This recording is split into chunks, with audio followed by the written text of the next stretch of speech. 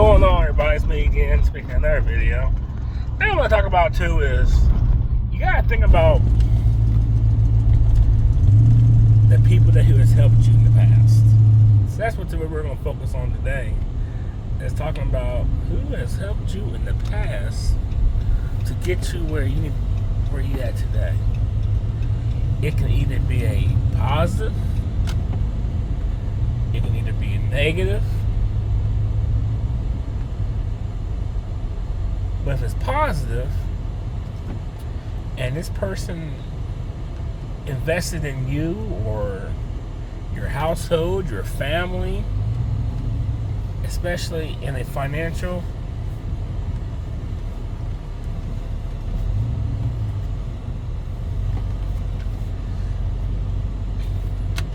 especially in the financial aspect of it is, and you still haven't thanked them for what they've done for you, or repay them for what they've done for you,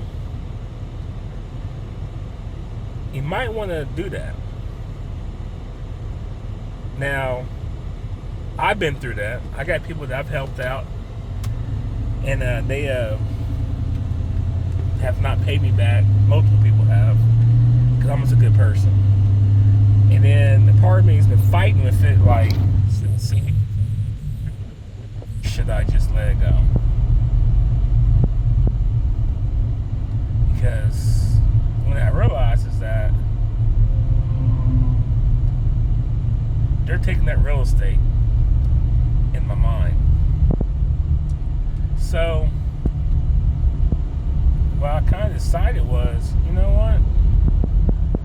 I'm not going to let them keep on taking real estate in my mind. I'm not going to.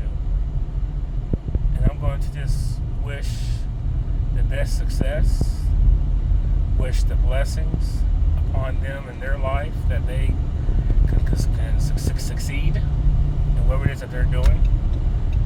And then if they decide to return the favor back, or as far as monetary or thank you or whatever it is, I'll gladly accept it. But if not, I hope they know that you took advantage of a good person. This goes for anyone else. This goes for anyone out there. Anything you do, stop doing things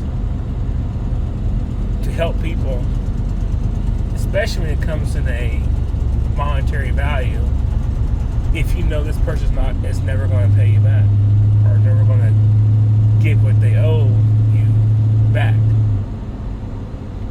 If you have it to give, just give it. Don't even